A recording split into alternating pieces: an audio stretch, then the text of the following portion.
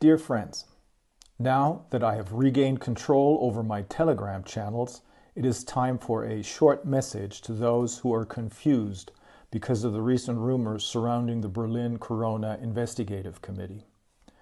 In a long interview with the Swiss alternative media channel Bitte TV, which was interrupted by a disturbing statement of the co-founder of the Corona Investigative Committee, I have already said what I have to say. The allegations of this co-founder of the Corona Investigative Committee are completely fabricated and false. Accordingly, the German mainstream media just reported that the Berlin DA's office explicitly stated that there's no cause for a criminal investigation. So, trust your instincts and look at the facts that are available. Also, I will continue the work of the committee with my own version of it, a much more professional one. This continuation of the committee's work will broaden the scope of the investigation, and it will show concepts for overcoming the corrupt, collapsing system.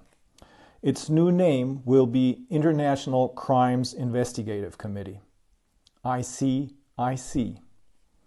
However, there are three things that I believe need extra emphasis in this ongoing fight for humanity.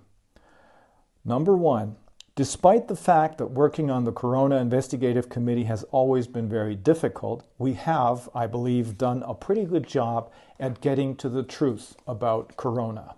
It is not a pandemic, but rather a plandemic that is driven by intentional panic-mongering and the misuse of the PCR test to create cases that never existed. This plandemic is only one tool out of the toolbox of those who are behind this. And behind this are a few super-rich people, megalomaniac psychopaths, as the experts on psychology and psychiatry whom we interviewed have explained to us.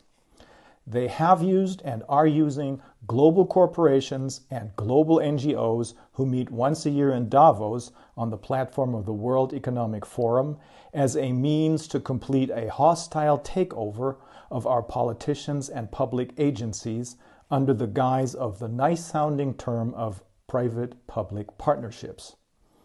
The other side, as I call them, or Mr. Global, as Catherine Austin Fitts calls them, know that many people do not believe the dangerous virus story anymore. Monkeypox turned out to be a complete failure, a non-starter.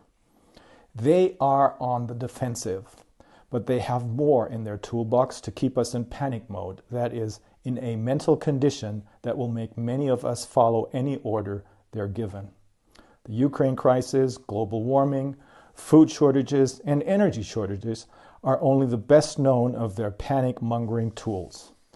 The ultimate goal of these psychopathic megalomaniacs is to gain full control over all of us by reducing the population and enslaving the survivors through the introduction of a one-world government and a one-world digital currency, both under their control, of course.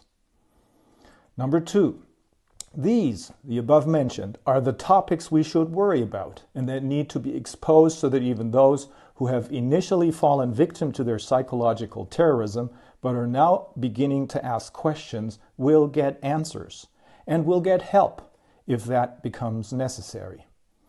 Let us not be distracted by irrelevant sideshows, especially when it's just another, albeit carefully created illusion without any substance whatsoever.